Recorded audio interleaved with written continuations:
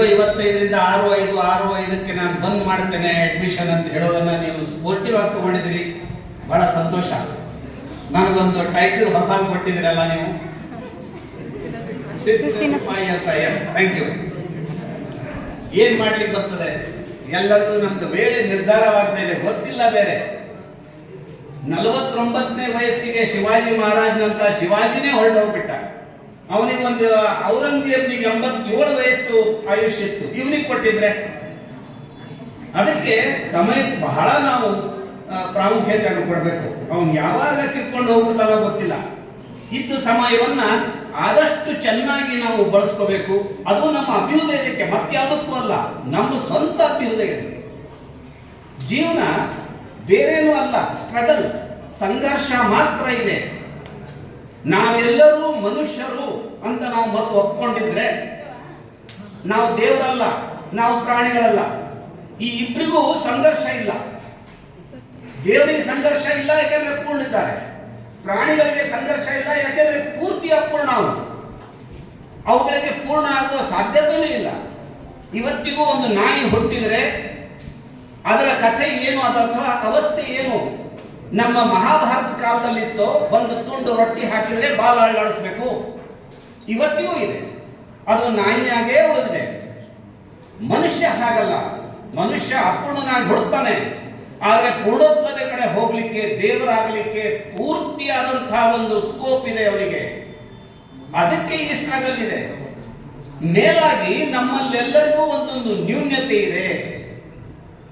ಕೆಲವೊಂದು ನ್ಯೂನ್ಯತೆ ಕಾಣ್ತದೆ ನಮ್ಗೆ, ಅದು ಇದೆ, ಕೈ ಇಲ್ಲ, ಕಾಲಿಲ್ಲ, ಕಣ್ಣಿಲ್ಲ ಅಂತ ಒಂದು ನ್ಯೂನ್ಯತೆಗಳು ಕಾಣ್ತವೆ. ಇನ್ನು ಕೆಲವು ನ್ಯೂನ್ಯತೆಗಳು ಆಂತರಿಕವಾಗಿವೆ, ಕಾಣೋದಿಲ್ಲ. ಇದಕ್ಕಿಂತ ಭಯಾನಕ ನ್ಯೂನ್ಯತೆಗಳನ್ನು ನಾವು ಒಳಗೊಂಡುಕೊಳ್ತೀವಿ. ಸ್ವಾಮಿ ವಿವೇಕಾನಂದರು ಹೇಳ್ತಾರೆ, ಈ ಜೀವನದ ಗುರಿಯೇ ಇದು. ಜೀವನ ನಮಗೊಂದು ಸವಾಲು ಕೊಟ್ಟಿದೆ. ಅದರ ಪೂರ್ಣ ಪ್ರಯತ್ನ ಏನಿರ್ತದೆ ಅಂದ್ರೆ ನಮ್ಮನ್ನ ರಸ ತಳಕ್ಕೆ ತಗೊಂಡು ಹೋಗ್ಬಿಡ್ಬೇಕು, ಹಾಳು ಮಾಡಿಬಿಡ್ಬೇಕು. ಇಲ್ಲಿ ನ್ಯೂನ್ಯತೆಗಳು ಬೆಳ್ಕೊಂಡು ಹೋಗ್ತಾ ಇರ್ತವೆ. They get multiplied if you leave them to their fate. ಆದ್ರೆ ನಾವು ಅದಕ್ಕೆ ವಿರುದ್ಧವಾಗಿ ಸೆಣಸಿ ನಮ್ಮ ನ್ಯೂನ್ಯತೆಗಳನ್ನ ನಾವು ನಮ್ಮ ಜ್ಞಾನದಿಂದಲೋ, ಪ್ರಯತ್ನದಿಂದಲೋ, ಭಕ್ತಿಯಿಂದಲೋ ಅವುಗಳನ್ನ ನಾವು ಗೆದ್ದು ಏನ ತುದಿಗೆ ಮುಟ್ತೀವೋ, ಆ ಪೂರ್ಣತ್ವಕ್ಕೆ ಪ್ರಾಪ್ತ ಆಗ್ತೀವೋ, ಅದು ಜೀವನ. ಇದನ್ನು ಅವರು ಮಾಡಿ ತೋರಿಸಿದ್ದಾರೆ. ಇಲ್ಲಿ ಸಾಧಕರಿಗೆ ಕಡಿಮೆ ಇಲ್ಲ, ಉದಾಹರಣೆಗಳಿಗೆ ಕಡಿಮೆ ಇಲ್ಲ. ಎಲ್ಲ ದೊಡ್ಡ ದೊಡ್ಡ ಸಂತರು ಹೇಳಿದ್ದನ್ನೇ.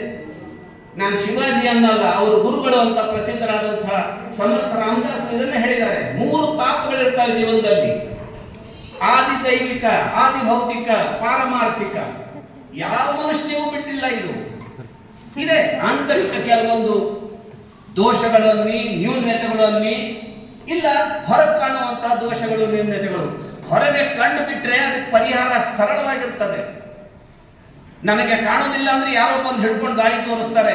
ಈ ಒಳಗಿನ ಏನು ನ್ಯೂನ್ಯತೆ ಇರ್ತದೆಯೋ ಇದು ಹೇಳ್ಕೊಳ್ಳೋದು ಇಲ್ಲ ನಾವು, ಇದನ್ನ ಎಂದು ಗೆಳೆಯೋದು ಇಲ್ಲ ನಾವು. ಇದರಂತಹ ದೊಡ್ಡ ನ್ಯೂನ್ಯತೆ ಇರುವುದಿಲ್ಲ ಜಗತ್ತಿನಲ್ಲಿ. ಆದ್ರೆ ನಾವು ಅದನ್ನು ಯಾರಿಗೂ ಕಾಣೋದಿಲ್ಲ, ಕಂಡು ಬರುವುದಿಲ್ಲ. ಈಗ ನಿಮಗೊಂದು ಉದಾಹರಣೆ ಹೇಳಬೇಕು ಅಂದ್ರೆ, ನಮ್ಮ ವಸಂತ ಅವರು ಇದರ ನಿಮ್ಮ ವರದಿ ವಾಚನ ಮಾಡಿದರು. ಅದ್ಭುತವಾಗಿ ವರದಿ ವಾಚನ ಮಾಡಿದ್ರು. ಏನು ಅಂಕೆ ಸಂಖ್ಯೆಗಳನ್ನು ಕೊಟ್ಟರು, ಎಲ್ಲಿಂದ 3 ವರ್ಷದಿಂದ ಪೂರ್ತಿ.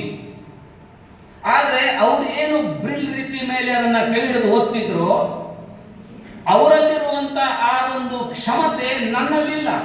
ಅದು ನನ್ನ ನ್ಯೂನ್ಯತೆ. ದೊಡ್ಡ ದೊಡ್ಡ ಭಾಷಣಕಾರರು, ರಾಜಕಾರಣಿಗಳು, ಯಾರ ಹೆಸರು ತಗೊಳ್ಳೋದು ಬೇಡ, ಅವ್ರು ಇವತ್ತು ಯೂಸ್ ಮಾಡ್ತಾ ಇಲ್ವಾ ಟೆಲಿಪ್ರಾಂಪ್ಟರ್ ಅಂತ ಮುಂದಿಟ್ಕೊಂಡು ಕಾಪಿ ಮಾಡಿ ಓದ್ತಾರಲ್ಲ. ನಮಗೆ ಅದು ನಮಗೂ ಕಾಣುವುದಿಲ್ಲ. ಟೆಲಿಪ್ರಾಂಪ್ಟರ್ ನೋಡ್ತಾ ಇದ್ದಾರಂತೆ, ಆ ತರ ಅಡ್ಜಸ್ಟ್ ಮಾಡಿರ್ತಾರೆ ಫೋಟೋನ. ಆ ತರ ನಾಟಕನಾದ್ರು ಮಾಡಲಿಲ್ಲಲ್ಲ ಇವರು. ನಾನು ಹೇಳೋದು ಈ ನ್ಯೂನ್ಯತೆಗಳು. ನಾವು ನಮ್ಮ ನ್ಯೂನ್ಯತೆಗಳು ಹೇಳ್ಕೊಳ್ಳೋದಿಲ್ಲ ಅಂದ್ರೆ ನ್ಯೂನ್ಯತೆಗಳು ಇಲ್ಲ ಅಂತ ತಿಳ್ಕೊಬೇಡಿ. ನಾನು ಯಾವಾಗಲೂ ಒಂದೊಂದ್ಸರಿ ಬಹಳ ನಿಷ್ಠೂರವಾಗಿ ಹೇಳ್ತಾ ಇರ್ತೀನಿ, ಈ ಜಗತ್ತು ಅಷ್ಟೇನು ಒಳ್ಳೆಯದಿಲ್ಲ. ಈಗ ನಮ್ಮ ಸಹೋದರೊಬ್ಬರು ಹೇಳ್ತಾ ಇದ್ರು, ನಿಮ್ಮನ್ನು ನೋಡ್ಲಿಕ್ಕೆ ಆಗೋದಿಲ್ಲ. ಹೌದು, ಕೆಲವೊಂದು ತೊಂದರೆಗಳಾಗ್ತವೆ. ಆದ್ರೆ ನಾವು ಈ ಜಗತ್ತನ್ನ ನೋಡೇ ಬಿಡಬೇಕು. ನೋಡಿದವರೇನೋ ಒಂದು ದೊಡ್ಡ ಸಾಧನೆ ಮಾಡ್ಕೊಂಡ್ಬಿಟ್ಟಿದ್ದಾರೆ, ದಯವಿಟ್ಟು ಅಂತ ತಿಳ್ಕೊಬೇಡಿ. ಯಾಕಂದ್ರೆ ಬಹಳ ಅಲ್ಪ ಸೀಮಿತವಾಗಿ ಏನೋ ಕಾಣ್ತದೆ, ಆ ಕಾಣೋದೆಲ್ಲ ಸುಳ್ಳಿರ್ತದೆ. ಬಣ್ಣಿನ ಜೀವನ ನೋಡ್ತೀವಿ ನಾವು. ನಿಮ್ಮಲ್ಲಿ ಅಂತರಾಳದಲ್ಲಿ ಇಳಿಯುವಂತ ತಾಕತ್ತಿದೆ. ನಿಮ್ಮ ತಾಕತ್ತು ನಿಮ್ಮನ್ನ ಏನು ಇದೆಯೋ ಅದನ್ನು ನೀವು ಗುರುತಿಸ್ಕೊಂಡು ಬಿಟ್ರೆ ನಿಮ್ಮನ್ನ ಹಿಡಿಯೋರೇ ಇಲ್ಲ.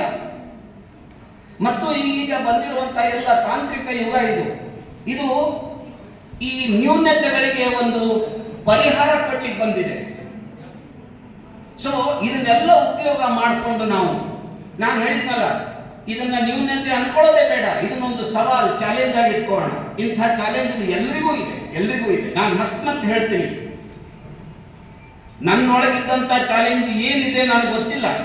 ಗೊತ್ತಿದ್ರು ನಾನು ನಿಮ್ಮ ಮುಂದೆ ಹೇಳ್ಕೊಳ್ಳೋದಿಲ್ಲ, ಮುಚ್ಚಿಡ್ತೀನಿ. ಮತ್ತು ಕೆಲವೊಂದು ಬಹಳ ಕೆಟ್ಟವಾದಂಥ ಒಂದು ಪರಿಸ್ಥಿತಿ ಏನಿದೆ ಅಂದ್ರೆ, ನನ್ನೊಳಗೆ ಏನು ನ್ಯೂನತೆ ಇದೆ ಸಾಯೋ ತನಕ ನನಗೆ ಗೊತ್ತೂ ಆಗುವುದಿಲ್ಲ. I don't know what I don't know ಅಂತ ಹೇಳ್ತಾರೆ. ಅಲ್ಲಿಂದ ಜೀವನ ಪ್ರಾರಂಭ. ಅದಕ್ಕೆ ಇಲ್ಲಿಂದ ನಾವು ಮುಂದೆ ಹೋಗಬೇಕಾಗಿದೆ. ಸೊ ನೀವೇನು ಈ ಸಂಸ್ಥೆಗೆ ಒಂದು ನಿಮ್ಮನ್ನು ನೀವು ತೊಡಗಿಸ್ಕೊಂಡಿದ್ದೀರೋ, ಇಲ್ಲೇ ಕಲಿತು ಇನ್ನೊಬ್ಬರಿಗೆ ಮತ್ತೆ ದೀಪದಿಂದ ದೀಪ ಹಚ್ಚೋಣ ಅಂತ ಹಾಗೆ ಮತ್ತೆ ಇಲ್ಲಿ ಕಲಿಸ್ಲಿಕ್ಕೆ ಮುಂದಾಗ್ತಾ ಇದ್ದೀರೋ, ಇದರಿಂದ ಬಹಳ ದೊಡ್ಡವಾದಂತಹ ಒಂದು ಕ್ರಾಂತಿಯನ್ನು ಸೃಷ್ಟಿ ಮಾಡಬಹುದು.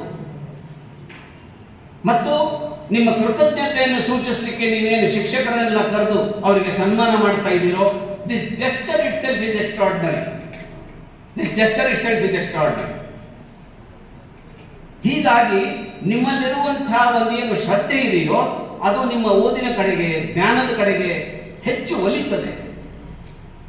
ರಾಮಕೃಷ್ಣ ಪರಮಹಂಸರಿಗೆ ಪೆನ್ಷನ್ ಅಲ್ಲಿ ಬರ್ತಿರ್ಲಿಲ್ಲ, ಪೆನ್ಸಿಲ್ ಅಂತಿದ್ರು. ಅವರಿಗೆ ಬಿಳಿ ಸರ್ಕಾರದಿಂದ ಒಂದು ಪೆನ್ಷನ್ ಸಿಕ್ತಿತ್ತು. ಅದನ್ನು ತಗೊಂಡ್ ಬರೋನವ್ರು ಏನ್ ಮಾಡ್ತಾ ಹೇಳಬೇಕಾದ್ರೆ ಪೆನ್ಸಿಲ್ ಅಂತಿದ್ರು. ಅಂಥವರು ಸ್ವಾಮಿ ವಿವೇಕಾನಂದರು ಅಂದ್ರೆ ಇಡೀ ಜಗತ್ತೇ ಚಪ್ಪಾಳೆ ತಟ್ಟುವಂತ, ಇಂಗ್ಲಿಷ್ ನಲ್ಲಿ ಮಾತಾಡಿ ಚಪ್ಪಾಳೆ ತಟ್ಟುವಂತ ಶಿಷ್ಯನ್ ತಯಾರು ಮಾಡಿದ್ರು. ಅವರೊಂದ್ಸಾರಿ ಹೇಳ್ತಾರೆ, ರಾಮಕೃಷ್ಣ ಪರಮಹಂಸರು ಬರೀ ತಮ್ಮ ಕಣ್ಣಂಚಿನಿಂದ ನೋಡಿದರೆ, ಮನಸ್ಸಿನಲ್ಲಿ ಮಾಡಿಕೊಂಡ್ರೆ ನನ್ನಂತ ಸಾವಿರಾರು ವಿವೇಕಾನಂದರನ್ನು ಹೊರಗೆ ಹಾಕ್ತಾರೆ ಅಂತ. ಪಾಪ ರಾಮಕೃಷ್ಣ ಪರಮಹಂಸರಿಗೆ ಗೊತ್ತಿತ್ತೋ ಇಲ್ವೋ, ಜಗತ್ತಿಗೆ ರಾಮಕೃಷ್ಣ ಪರಮಹಂಸರ ಪರಿಚಯ ಇವ್ರು ಮಾಡಿಕೊಟ್ಟಿದ್ದು. ಅವರು ವೇದಿಕೆ ಮೇಲೆ ಅಂತ ಹೇಳ್ತಾ ಇದ್ದಾರೆ, ನಮ್ದೇನು ದೊಡ್ಡಸ್ತನ ಇಲ್ಲ ಇದರಲ್ಲಿ, ನನ್ನಂತ ಸಾವಿರಾರು ವಿವೇಕಾನಂದರನ್ನ ಜಗತ್ತಿಗೆ ಬಿಡುವಂತಹ ಕ್ಷಣ ಮಾತ್ರದಲ್ಲಿ ತಾಕತ್ತು ನಮ್ಮ ಗುರುಗಳಿಗಿದೆ ಅಂತ.